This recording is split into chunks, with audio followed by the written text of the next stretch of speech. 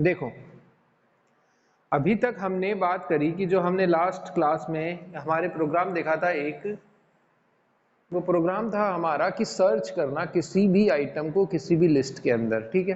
तो ये एक हमने एक प्रोग्राम देखा था कि आपको एक लिस्ट दे रखी है और उस लिस्ट के अंदर जो है आपको कोई आइटम सर्च करना है, ठीक है। तो उसकी जो है आपको इंडेक्स रिटर्न करनी है ना, इसको बोलते हैं सर्च का जो प्रोग्राम होता है ना, सर्चिंग का, ठीक है।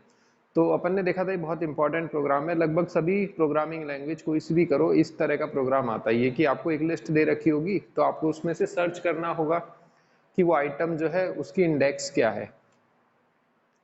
हमने ये भी देखा कि जो ये लिस्ट है बेसिकली ये हम जो है रेंज फंक्शन से भी हमारे जनरेट कर सकते हैं ना। तो ये जो हमारा रेंज फंक्शन है, हमने ये देखा कि जो लिस्ट है हमारी इस रेंज फंक्शन से भी जनरेट कर सकते हैं। जरूरी नहीं कि हम मैनुअली लिस्ट लिखे ही लिखें, हम रेंज फंक्शन से भी जनरेट कर सकते हैं। जैसे मैं लिखूंगा अगर रेंज में लिखूंगा 1,3 या 1,5, तो हमारा जो है लिस्ट जिस तरह से जनरेट हो जाती है 1 2 3 4, इस तरह से 1 2 3 4। तो ये हमने देखा था, है ना। तो हमने देखा कि बेसिकली लिस्ट हमको ऐसे मैनुअली लिखने की जरूरत नहीं है, हम इस फंक्शन का यूज करके भी लिस्ट बना सकते हैं ना। फिर मैंने आपको बाद में एक चीज बताई थी कि बेसिकली एक लिस्ट नहीं होती है ना, लिस्ट जैसा ही कुछ होता है, ठीक है। तो वही चीज है, थोड़ा सा मैं बताता हूं आपको कि बेसिकली ये तीन चीजें हमने देखी है कि एक लिस्ट होती है हमारी, एक स्ट्रिंग होती है हमारी, और एक बेसिकली जो रेंज फंक्शन है जो उसका आउटपुट होता है। ये तीनों ही जो है सिमिलर टाइप की चीजें हैं लेकिन अलग अलग है ना, एक ही नहीं है लेकिन तीनों सिमिलर टाइप की चीजें। इन तीनों को जनरली नाम है, इसका जो जनरल नाम है वो इसको बोलते हैं सीक्वेंस, ठीक है। तो ये तीनों ही एक सीक्वेंस होती है, लिस्ट भी आपका एक सीक्वेंस होती है, स्ट्रिंग भी आपका एक सीक्वेंस होती है, और जो रेंज फंक्शन है उसका आउटपुट जो आता है, जैसे ये रेंज फंक्शन का आउटपुट आ रहा है तो ये भी एक सीक्वेंस होता है ना। तीनों सेम ही चीज नहीं होती है लेकिन तीनों सीक्वेंस होती है। सीक्वेंस का मतलब क्या होता है? सीक्वेंस का मतलब ये होता है कि इसमें क्या होता है कि कोई भी जो आइटम होता है उसकी पोजीशन होती है। जैसे लिस्ट अगर मैंने कोई ली, जैसे ये मेरी लिस्ट है 1 2 3 4, तो इसमें क्या होता है हर आइटम की एक पोजीशन होती है। जैसे 1 की पोजीशन 1 है, 2 की पोजीशन 2 है, और 3 की पोजीशन 3 है, 4 की पोजीशन 4 है। या आप कह दो कि जो हर आइटम है उसकी इंडेक्स होती है, जैसे 1 की इंडेक्स 0 है, 2 की 1 है। तो हर क्या होता है बेसिकली एक ऑर्डर होता है सभी एलिमेंट्स का, है ना। या आप ये देख लो कि जो आप सारे स्टूडेंट्स हैं अगर किसी एक लाइन में खड़े हो तो उसको हम बोलेंगे कि एक सीक्वेंस है वो। अब हम ये कह सकते हैं कि फर्स्ट कौन सा है, सेकंड कौन सा है, थर्ड कौन सा है, इस तरह से कह सकते हैं ना। स्ट्रिंग में भी हमने देखा कि जैसे स्ट्रिंग है हमारा स्कूल करके, अगर मैंने कोई स्ट्रिंग ली SCHOOL, ये है स्ट्रिंग, तो इसमें फर्स्ट कैरेक्टर क्या है? S जो है ये फर्स्ट है, C जो है ये सेकंड है, H जो है ये थर्ड है। तो ये इसकी पोजीशंस आ गई, ठीक है। तो यहां पर भी क्या होता है कि हर जो कैरेक्टर होता है स्ट्रिंग का जो भी एलिमेंट है, अब ये स्ट्रिंग है तो इसमें एलिमेंट कौन कौन से हैं इसके अंदर? एस भी एक एलिमेंट है, सी एक एलिमेंट है, एच एक एलिमेंट है। तो ये अलग अलग जो इसके एलिमेंट्स हैं इन सबकी भी एक पोजीशन होती है 1 2 3 4 5, है ना। तो इसी तरह से जो रेंज फंक्शन है उसका जो आउटपुट आता है, जैसे मैंने रेंज कॉल करा तो जो इसका आउटपुट आएगा ये भी क्या आएगा, एक सीक्वेंस आएगा जिसमें हर एलिमेंट की जो होगी एक पोजीशन होगी। तो इसका आउटपुट क्या आएगा 1 2 3 4, तो 1 की पोजीशन 1 होगी, 2 की पोजीशन 2 होगी, ऐसे, है ना। तो ये पोजीशन होती है हर की। लेकिन कुछ ऐसी चीजें भी होती है जिनमें पोजीशन नहीं होती, तो वो होता है हमारा एक और कॉन्सेप्ट आता है हमारा डिक्शनरी का, है ना। नेक्स्ट क्लास में हम डिक्शनरी के बारे में पढ़ेंगे। जैसे हमने लिस्ट पढ़ी है, जैसे हमने स्ट्रिंग पढ़ी है, और जैसे हमने रेंज पढ़ा है। रेंज बेसिकली एक फंक्शन है ना, रेंज खुद एक सीक्वेंस नहीं है। बेसिकली सीक्वेंसेस क्या है? लिस्ट एक सीक्वेंस है, स्ट्रिंग एक सीक्वेंस है, और जो रेंज का आउटपुट आएगा वो एक सीक्वेंस है। रेंज खुद एक सीक्वेंस नहीं है, रेंज तो एक फंक्शन है, उस फंक्शन का जो आउटपुट आता है वो एक सीक्वेंस आता है। अब ये तीन तरह के सीक्वेंस हो गए, है ना। तीनों में क्या होता है, जो एलिमेंट्स होंगे उनकी पोजीशंस होगी 1 2 3 4, लेकिन ये जो है सिमिल एक ही चीज नहीं है ना। जो रेंज का आउटपुट आएगा वो सीक्वेंस होगा लेकिन वो लिस्ट नहीं होगा, लेकिन हम एक दूसरे में कन्वर्ट कर सकते हैं उसको, ठीक है। लिस्ट को रेंज में कन्वर्ट कर सकते हैं हम आराम से, रेंज को लिस्ट में कन्वर्ट कर सकते हैं ना। तो इसीलिए हमने ये देखा कि क्योंकि ये दोनों ही सीक्वेंस है, जहां जहां पर हम लिस्ट का यूज कर रहे थे वहां वहां पर हम स्ट्रिंग का भी यूज कर सकते हैं। है ना। मैंने आपको बताया था कि जैसे अगर आपको लिस्ट में कोई आइटम फाइंड करना है, एलिमेंट फाइंड करना है, तो आप सेम ही चीज जो है स्ट्रिंग के लिए भी कर सकते हो। आप स्ट्रिंग का भी सेम ही प्रोग्राम बना सकते हो। जैसे स्ट्रिंग है, आपको जैसे मैंने प्रोग्राम भी दिया था कि इसमें आपको h फाइंड करना है ना, h की जो है आपको इंडेक्स बतानी है। h की इंडेक्स क्या होगी, 1 2 3, तो 3 - 1 2 हो जाएगी h की इंडेक्स, ठीक है।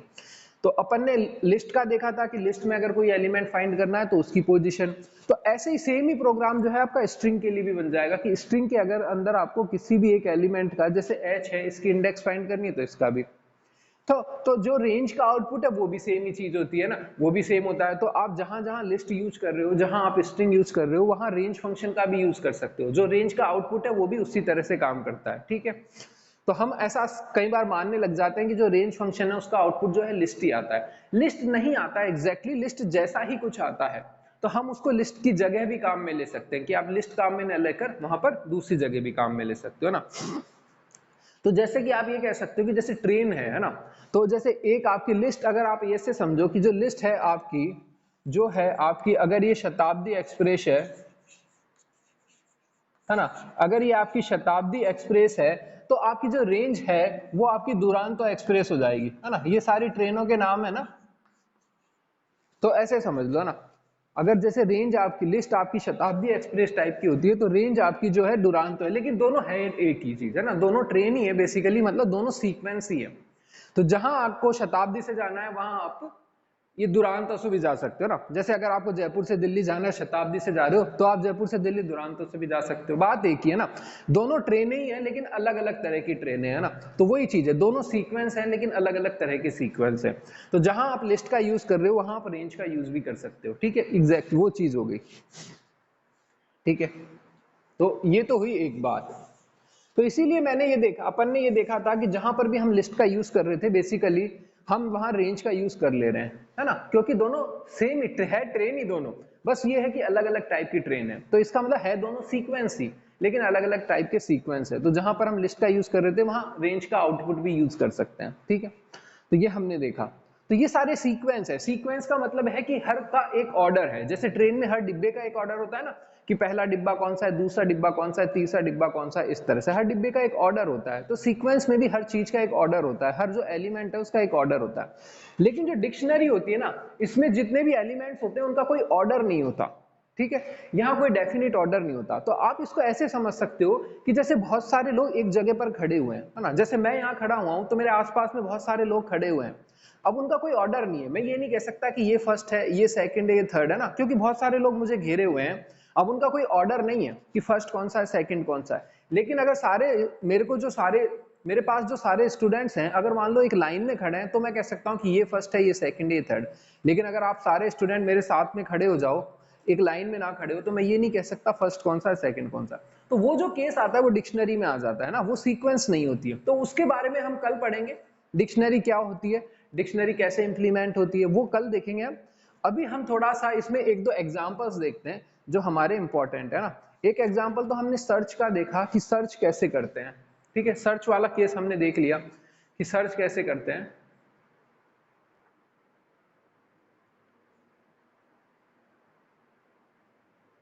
ठीक है, अब हम एक दो एग्जांपल्स यहाँ पर ये देखते हैं कि सर्च का हमने देखा है ना, एक इंपॉर्टेंट प्रोग्राम तो वो था। अब हम देखते हैं कि सम करना, कि लिस्ट आपको दे रखी है, लिस्ट में कई एलिमेंट्स आपको दे रखे हैं और उनका आपको सम करना है। सम का मतलब क्या होता है, ऐड करना है सबको, है ना। जैसे कि अब देखते हैं, देखो प्रोग्राम देखते हैं फिर कि क्या है।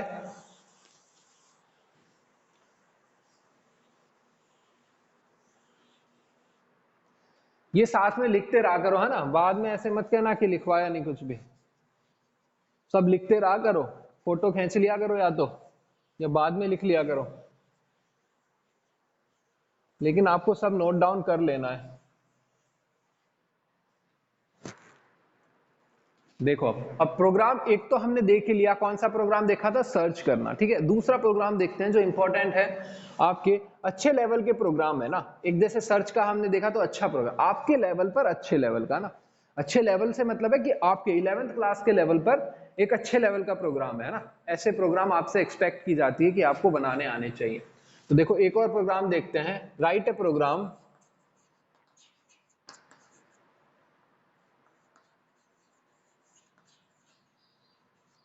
टू प्रिंट सम, सम का मतलब होता है add, add to print sum, और एडिशन बोल दो इसको, addition of all the elements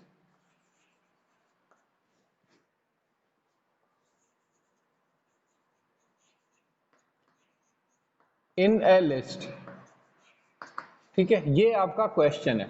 तो हम क्या करना है कि हमको एक लिस्ट दी होगी, लिस्ट में कई सारे एलिमेंट्स होंगे, है ना, उन सबको ऐड करना है आपस में, और जो आंसर आएगा वो हमको आंसर चाहिए। ठीक है, तो अब मैं लिस्ट कैसे ले सकता हूं, मैं लिस्ट लिख सकता हूं x इज इक्वल टू 4 5 6 7, है ना, ऐसे मैं एक लिस्ट ले सकता हूं।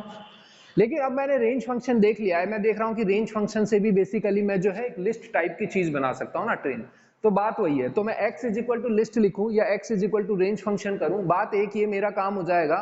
तो वो बेसिकली एक सीक्वेंस ही होगा, लिस्ट तो नहीं होगा लेकिन एक सीक्वेंस ही होगा, लेकिन वो सीक्वेंस वैसे ही काम करता है जैसे लिस्ट काम करती है। ठीक है, तो अब ठीक है, अब सीखते हैं नई नई चीजें।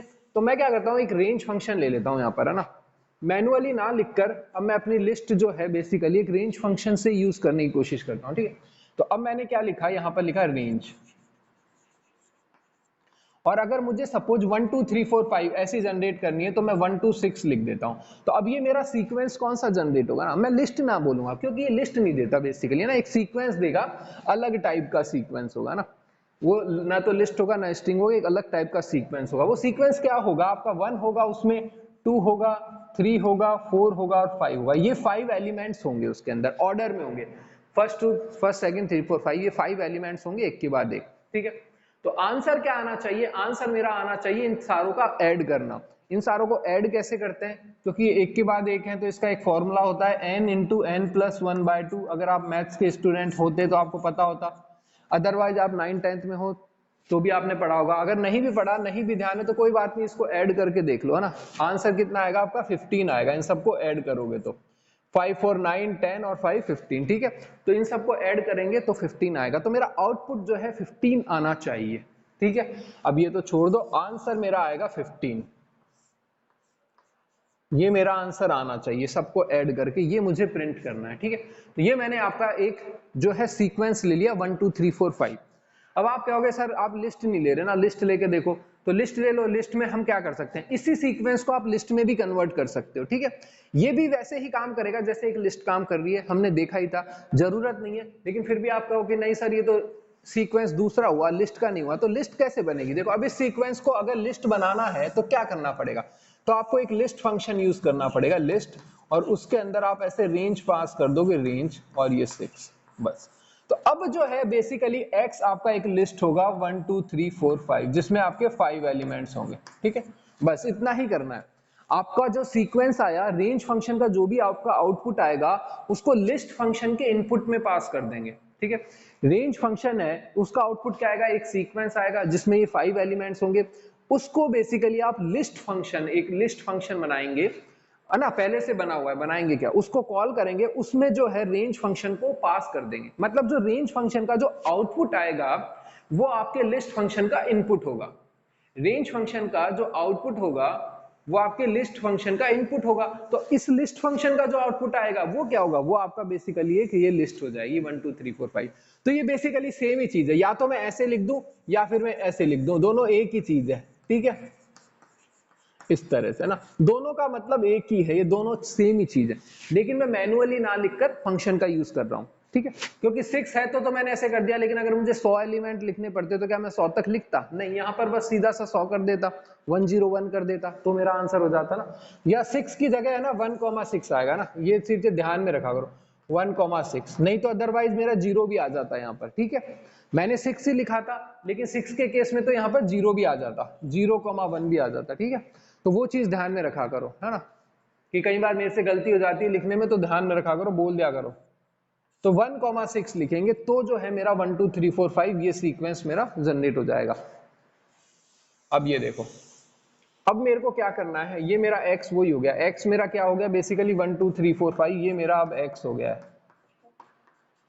अब मेरे को क्या प्रोग्राम बना रहा है, मेरे को प्रोग्राम बनाना है इन सबको सम करने का, और आंसर मेरा 15 आना चाहिए। ठीक है, तो देखो कैसे करेंगे, कैसे करेंगे कि मैं एक वेरिएबल ले लेता हूं y, और उसको मैं कर देता हूं y इज इक्वल टू 0।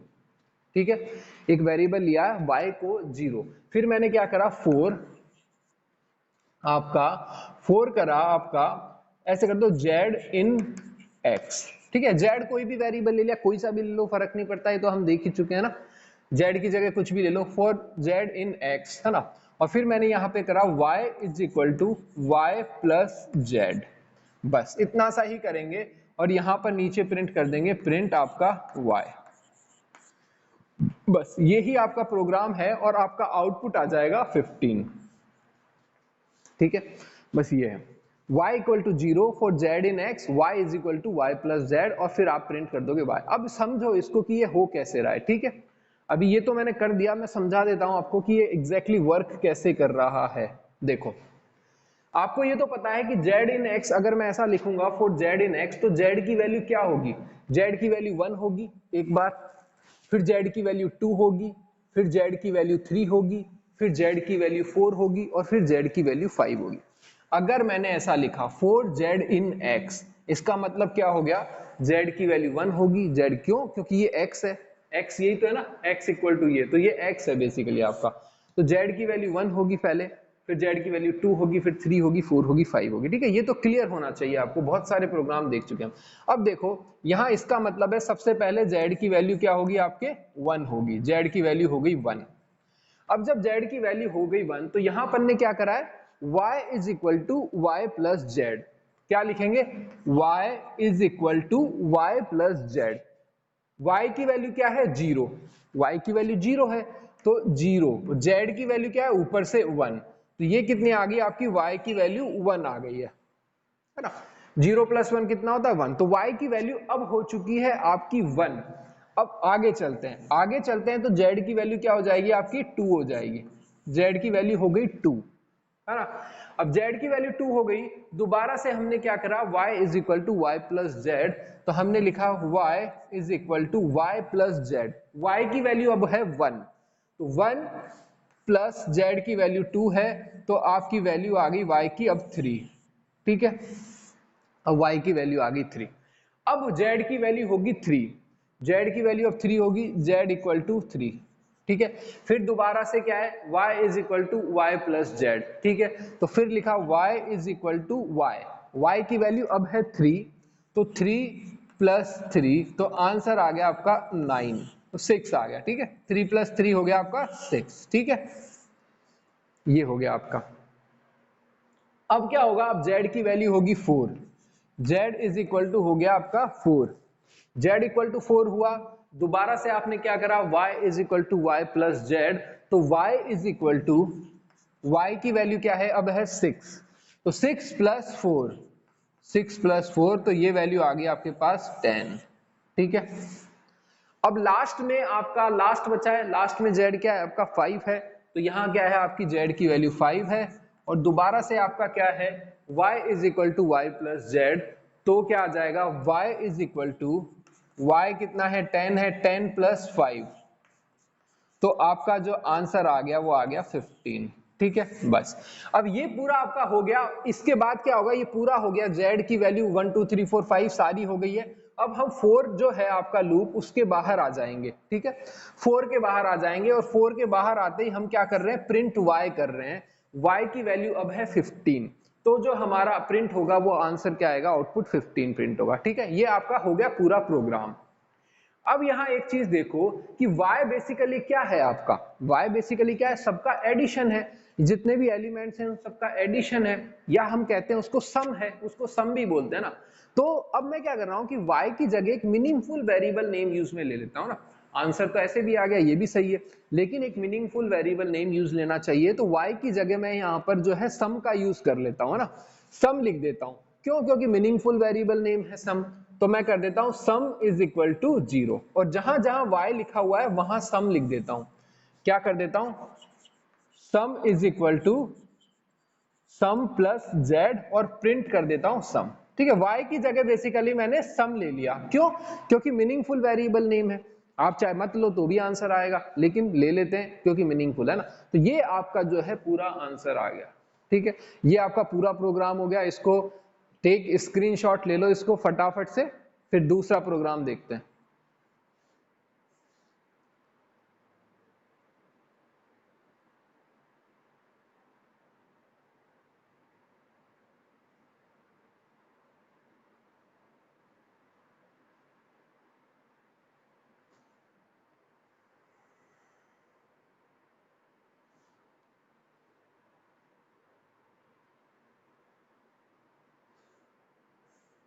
हो गया, यहीं पर ही हो सब, चुपचाप कैसे बैठे हो सारे के सारे। चलो फिर दूसरा प्रोग्राम देखते हैं। आया समझ में? यस और नो बोलो फटाफट। नहीं आया तो कोई बात नहीं, वीडियो दोबारा से देख लेना, डाउनलोड कर अपलोड कर देंगे। बताओ, हाँ ना, कुछ तो बोलो।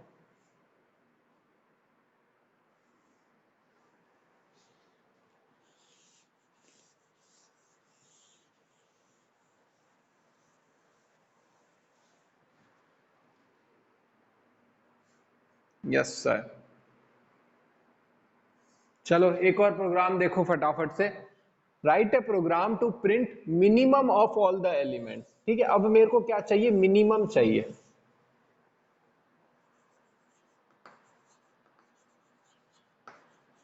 Minimum of all the elements in a list. ठीक है, अब मेरे को क्या है कि जो मेरे को लिस्ट दे रखी होगी, लिस्ट में बहुत सारे नंबर्स दे रखे होंगे और मेरे को उनमें से मिनिमम बताना है ना। अब ऐसे ही आप प्रोग्राम मैक्सिमम के लिए भी बना सकते हो कि अगर आपको मैक्सिमम पता करना है तो मैक्सिमम के लिए बना सकते हो। अपन मिनिमम का बना रहे हैं, आप मैक्सिमम का बनाना घर पर, कोशिश करना कि मैक्सिमम कैसे बनेगा। ठीक है, दिमाग लगाओ।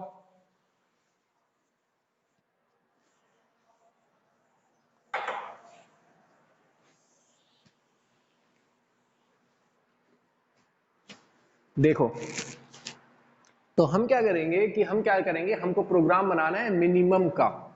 ठीक है, एक लिस्ट दे रखी होगी, मिनिमम एलिमेंट बताना है उसका। तो कैसे होगा प्रोग्राम? देखो, पहले तो एक लिस्ट ले लो ना, लिस्ट रेंज से भी जनरेट कर सकते हैं और वैसे भी कर सकते हैं। ठीक है, तो ऐसे कोई लिस्ट ले लो। मैंने क्या ली? List x is equal to, मैंने ले ली एक लिस्ट आपका 9 5 7 2 और 1, और 1 छोड़ो 4 और आपका 3। 3 ज्यादा हो जाएगा। ठीक है, 4 तक ही रखते हैं बस। ठीक है, ये आ गया।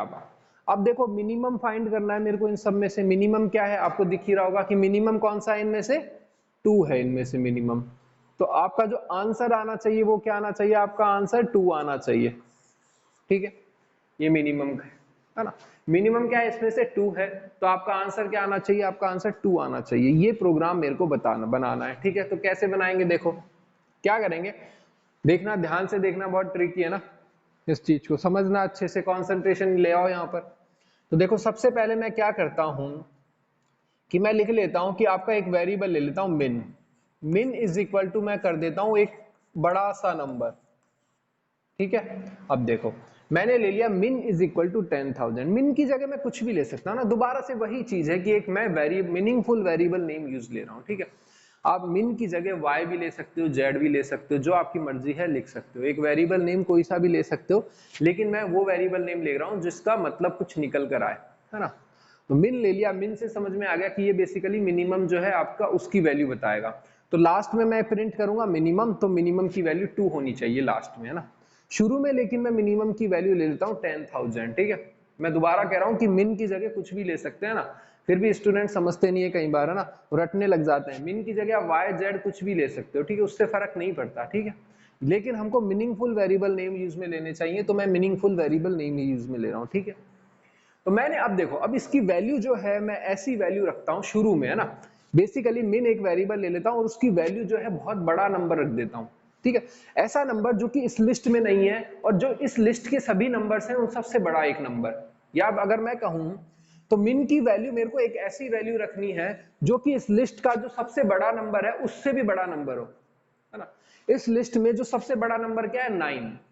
इस लिस्ट में सबसे बड़ा नंबर क्या है? 9। तो मिन की वैल्यू 9 से ज्यादा आप कुछ भी ले सकते हो। 10 11 12 13 14 15 16 17 18 कुछ भी ले सकते हो। 10 से बड़ी, है ना, 10 या 10 से बड़ी मिन की वैल्यू कोई सी भी ले सकते हो आप। लेकिन होता क्या है कि मैंने अगर लिस्ट बनाई तो मुझे क्या पता कि उसमें सबसे बड़ा एलिमेंट कौन सा है, नहीं पता होता ना कई बार। अब ये तो मेरे को दिख रहा है कि इसमें 9 सबसे बड़ा है, लेकिन हमेशा थोड़ी ना दिख जाएगा मुझे। अगर इसमें 1000 एलिमेंट हो गए लिस्ट में तो मुझे क्या पता कि सबसे बड़ा कौन सा है इसमें से, है ना, देखूंगा थोड़ी ना, मैं देखूंगा तो फिर मिनिमम भी देख ही लूंगा। तो उसमें हम क्या कहते हैं, इसलिए हम एक बहुत बड़ा नंबर ले लेते हैं जिससे हमको ये लगे कि भाई जो एलिमेंट्स होंगे लिस्ट में सारे इससे छोटे ही होंगे, है ना, ऐसा मान के चलते हैं। तो एक मैं 10,000 ले लेता हूँ बड़ा नंबर, और मैं ये मानकर चलता हूँ कि जो मेरी लिस्ट है उसमें 10,000 से नंबर सारे छोटे ही होंगे, ठीक है, ऐसा बड़ा नंबर। लेकिन अगर आप कोई ऐसी लिस्ट के पे काम कर रहे हो जिसमें 10,000 से भी बड़े नंबर है, तो फिर आपको एक और बड़ा नंबर लेना पड़ेगा जो उस सबसे बड़ा नंबर हो, ठीक है। तो लॉजिक ये है इसमें ना, एक ऐसा नंबर लेंगे जो आपकी लिस्ट का जो सबसे बड़ा एलिमेंट है उससे भी बड़ा होना चाहिए।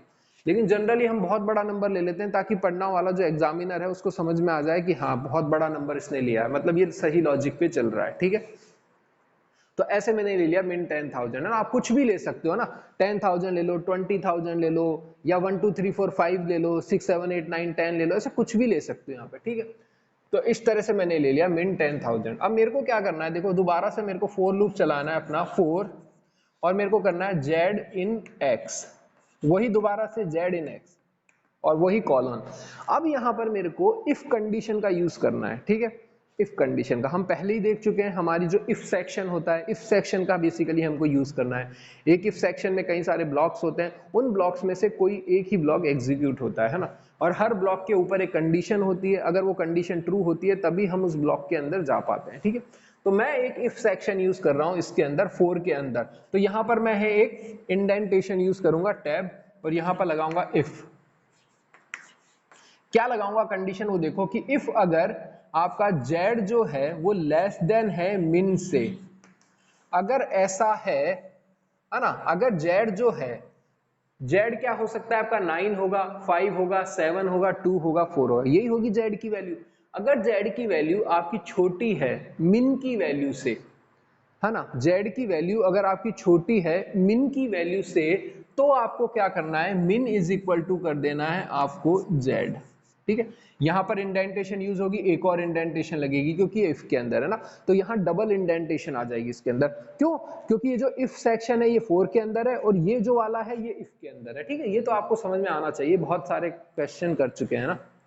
तो ये सारा जो है ये आपका हो गया, और इसके बाद लास्ट में आपको क्या करना है, लास्ट में जब फोर लूप खत्म हो जाए तो आपको प्रिंट कर देना है min। तो जो min की जो फाइनल जो वैल्यू होगी, लास्ट वाली वैल्यू होगी वो 2 होगी, ठीक है। min की जो लास्ट वाली वैल्यू होगी, फाइनल जो वैल्यू होगी min की 2 होनी चाहिए ना। तो देखो ये तो आपका पूरा प्रोग्राम हो गया ना, ये लाइन नहीं है, ये इंडेंटेशन है ना, यहाँ पर टैब है, ठीक है, ध्यान में रखना, एक टैब और फिर दूसरा टैब। अब ये देखो ये प्रोग्राम रन कैसे करा रहा है, ठीक है। अब जैसे पहले वाला प्रोग्राम समझा वैसे इसको दोबारा से समझने की कोशिश करते हैं कि ये कैसे करेंगे, ठीक है। तो सबसे पहले मेरा क्या होगा, z की वैल्यू क्या होगी आपके 9, z की वैल्यू क्या होगी, सबसे पहले 9 होगी। अब मैंने ये चेक करा कि क्या z जो है, क्या 9 जो है लेस देन है आपका 10,000 से, क्या ऐसा है, नहीं, हाँ बिल्कुल है, जो 9 है वो 10,000 से छोटा है। इसका मतलब हम इस ब्लॉक के अंदर आ जाएंगे, और इस ब्लॉक के अंदर आ जाएंगे तो min is equal to z जो है ये लाइन जो है रन होगी। तो min is equal to z ये लाइन है रन हो जाएगी, क्योंकि ये ट्रू था आपका। तो min इज इक्वल टू क्या हो जाएगा आपका z की वैल्यू क्या है 9, तो min की जो अब नई वैल्यू है वो हो गई आपकी 9, है ना। पहले min की वैल्यू थी 10,000 और अब min की वैल्यू हो गई 9। तो आपने देखा कि जैसे ही हमने फर्स्ट एलिमेंट रीड करा हमने min की वैल्यू 10,000 से 9 कर दी। अब हम जैसे जैसे मूव करते चले जाएंगे min की जो वैल्यू है वो चेंज होती चली जाएगी और लास्ट में 2 आ जाएगी। लेकिन अगर 4 आएगा तो फिर 2 ही रहेगी क्योंकि min 2 ही था, है ना, यही प्रोग्राम है। देखो अब फिर दोबारा मैंने क्या करा, फिर गया मैं z is equal to 5, z is equal to 5।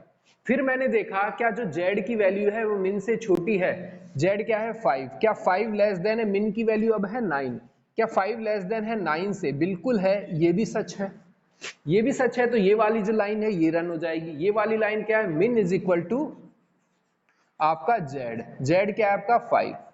तो इसका मतलब जो min की जो नई वैल्यू आ गई वो 5 आ गई। अब पहले min 10,000 माना था हमने, फिर min की वैल्यू 9 हो गई, फिर min की वैल्यू 5 हो गई, है ना। अब z लेके चलते हैं 7 कि जब z की वैल्यू 7 है तो क्या होगा। z इज इक्वल टू 7, तो क्या होगा आपका, दोबारा से वही चीज चेक, क्या 7 लेस देन है मिन से, 7, क्या 7 लेस देन है मिन, मिन की वैल्यू है आपकी 5, नहीं ऐसा तो नहीं है, क्योंकि 7 जो है वो छोटा नहीं है 5 से, ठीक है, तो ये ट्रू नहीं है, ये वाली कंडीशन ट्रू नहीं हुई तो ये वाली लाइन रन नहीं होगी, है ना। अब ये वाली लाइन रन नहीं होगी तो ठीक है, मतलब यहाँ कुछ भी नहीं होगा। अब हम आगे चलेंगे, आगे z की वैल्यू हो जाएगी हमारी 2, मिन की वैल्यू अभी भी 5 ही रह गई है ना। अब देखो, अब z इज इक्वल टू होगा आपका 2,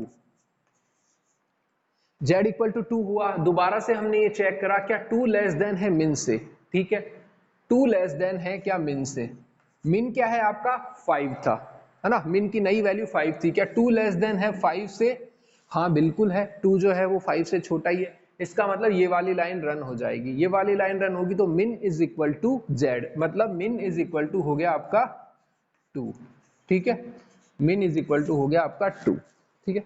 अब लास्ट वाला केस देखते हैं, तो मिन की जो नई वैल्यू आ गई वो आ गई 2। अब दोबारा से लास्ट वाला केस है हमारा z is equal to 4, z is equal to 4, फिर दोबारा से वही कंडीशन, क्या 4 लेस देन है 2 से, क्या 4 लेस देन है 2 से, नहीं, 4 तो 2 से छोटा नहीं है, ऐसा तो नहीं है, तो ये जो है कंडीशन फॉल्स हो गई, तो ये नीचे वाली कंडीशन जो है लाइन अब रन नहीं होगी, ठीक है। अगर ये कंडीशन फॉल्स हो गई तो ये वाला जो लाइन है वो रन नहीं होगी, आपका ये स्टेटमेंट रन नहीं होगा, तो आपकी अब ये पूरा हो गया आपका ना, z की वैल्यू 4 भी हो गई, अब ये फोर लूप जो है आपका पूरा खत्म हो गया, ये जो फोर लूप है ये पूरा आपका खत्म हो चुका है, और लास्ट में मिन की वैल्यू आपके पास 2 रह जाती है, आप क्या करा रहे हो लास्ट में, प्रिंट मिन, तो इसका मतलब आपने 2 प्रिंट करा दिया जो कि मिनिमम है आपका, ठीक है। ये आपका पूरा प्रोग्राम हो गया, मिनिमम कैसे फाइंड करेंगे एक लिस्ट के अंदर, ठीक है, इसको नोट कर लो, स्क्रीनशॉट ले लो इसका फटाफट से।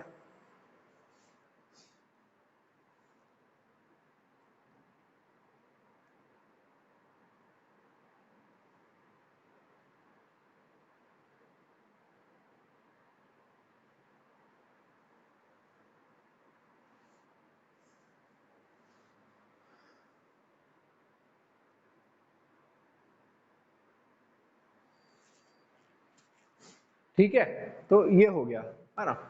अब देखो कि अगर आपको मैक्सिमम का प्रोग्राम बनाना है तो क्या करना होगा, है ना। तो अगर मैं मिन की जगह मैक्सिमम, ये आपको बनाना है, ठीक है, मिन वाला मैंने बता दिया, आपको मैक्सिमम वाला बताना है, ठीक है। लॉजिक में थोड़ा सा आपको हिंट दे देता हूं, मैक्सिमम का प्रोग्राम कैसे बनाओगे, देखो मैक्सिमम क्या है, इसमें 9 है मैक्सिमम, आपको दिख रहा है कि यहां पर 9 है मैक्सिमम, तो आंसर क्या आएगा आपका उस केस में 9 आएगा, आंसर क्या आएगा आपका 9 आएगा, ठीक है।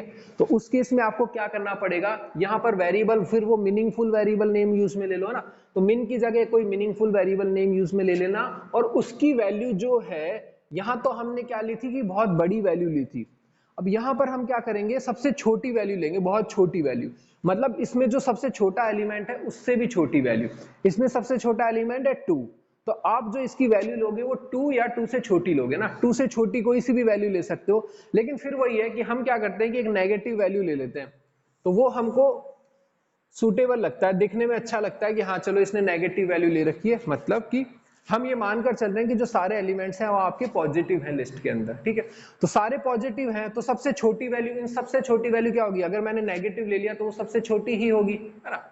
तो इस तरह से, तो ये मिन की जगह आप कोई वेरिएबल मीनिंगफुल नेम ले लो, जैसे कि आप मैक्स ले लो, है ना, तो मैक्स इज इक्वल टू -1 कर दो यहां पर, है ना, और फिर आपको यहां लॉजिक लगाना है कैसे होगा,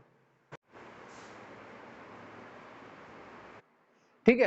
तो ये है बस आपको, अब यहाँ क्या कंडीशन चेंज करना पड़ेगा ये आपको खुद से सोचना है, ठीक है, यहाँ डेफिनेटली कुछ ना कुछ चेंज करना पड़ेगा ना, ये क्या चेंज करना है, मैक्स इक्वल टू -1 ले लो, या और भी कोई छोटा नंबर जैसे -10,000 -1235 ऐसा कुछ भी ले सकते हो, है ना, लेकिन ये स्टैंडर्ड है, थोड़ा देखने में अच्छा लगता है। अगर हाँ, अगर आपके यहाँ पर -1 भी है, या अगर आपने लिस्ट में -10 भी ले रखा है, तब आप -1 से सॉल्व नहीं कर सकते, है ना। अगर आपकी लिस्ट में कोई एलिमेंट है मान लो -5, तो फिर आप -1 से करोगे तो गलत हो जाएगा, उस केस में आपको -5 से भी छोटा कोई नंबर लेना पड़ेगा, ठीक है, तो वो ध्यान में रखना। या फिर आप यहाँ पर भी स्टैंडर्ड जो है -10,000 लेकर चल सकते हो, ठीक है, -10,000 ले लो, तो इस वजह से अब आप ये मान सकते हो कि ठीक है, अगर नेगेटिव नंबर भी हो तो शायद इससे छोटा तो नहीं होगा ना, तो फिर आप यहाँ पर कुछ लॉजिक चेंज करना पड़ेगा, और फिर आपका ये जो है मैक्सिमम का जो है प्रोग्राम बन जाएगा, ठीक है। मिनिमम का मैंने बता दिया, मैक्सिमम का आपको बनाना है, ठीक है। मिनिमम का भी बनाकर देखना है, पहले मिनिमम का बनाना है और फिर उसके बाद मैक्सिमम का ऐसे प्रोग्राम बनाना है, ठीक है। लिस्ट जो है आप इस तरह से कोई सी भी लिस्ट ले सकते हो, रैंडमली जनरेट भी कर सकते हो, रेंज फंक्शन का यूज करके भी आप लिस्ट बना सकते हो, है ना। एक तो हुआ ये, फिर हमने जैसे सम का प्रोग्राम बताया था आपको कि सम कैसे करते हैं एलिमेंट्स का, है ना। सम का प्रोग्राम बताया था आपको, क्या करना है, एक और प्रोग्राम बनाना है, उसमें एवरेज निकालना है ऑल द एलिमेंट्स का, ठीक है। एवरेज का फॉर्मूला क्या होता है देखना कि एवरेज कैसे निकालते हैं। अगर ये आपको 5 एलिमेंट्स दे रखे हैं तो अगर इनकी एवरेज वैल्यू निकालनी है तो उसका फॉर्मूला क्या होता है, ठीक है। तो एवरेज का फॉर्मूला देखो और फिर सम का मैंने बता दिया, फिर एवरेज का खुद से ट्राई करो कि जो एवरेज अगर निकालना है मेरे को इनका तो कैसे निकालेंगे, ठीक है। एक ये चीज करो और बस यही है। फिर लास्ट क्लास में हम नेक्स्ट क्लास में देखेंगे डिक्शनरी का है, डिक्शनरी जो देखेंगे हम। तो ये सारा अभी तो हो गया ना, ये सारे 3 प्रोग्राम्स हमने बेसिकली देखे हैं। एक तो आपका सर्च करना किसी भी एलिमेंट को, सम करना सभी एलिमेंट्स का और मिनिमम का, है ना। मिनिमम मैक्सिमम एक ही चीज हो गए, सम और एवरेज भी आपस में सेम ही चीज आ जाती है, सर्च करना भी एक हो गया ना। तो ये बहुत ही इंपॉर्टेंट प्रोग्राम्स हैं और अगर ये सारे प्रोग्राम्स आपको आ गए तो आप ये समझ सकते हो कि हाँ अब आप जो है प्रोग्रामिंग करने के लायक हो चुके हो, है ना। तो अगर ये आपको समझ में आ जाते हैं, आप कर पा रहे हैं समझ के, तो इसका मतलब है कि अब आप प्रोग्राम बना सकते हो खुद से, है ना। सोच सोच के अपने से नए नए प्रोग्राम्स बना सकते हो, ठीक है। तो ये इंपॉर्टेंट प्रोग्राम है, बेसिक प्रोग्राम है लेकिन इंपॉर्टेंट प्रोग्राम्स है, ठीक है। बस फिर अगली क्लास में हम करेंगे डिक्शनरी का कॉन्सेप्ट, ठीक है। फिर अगली नेक्स्ट क्लास में हम देखेंगे डिक्शनरी क्या होता है। फिर उसके बाद हम क्या करेंगे, उसके बाद हम 3rd और 4th चैप्टर की थ्योरीज कवर कर लेंगे जो बुक में दे रखी है।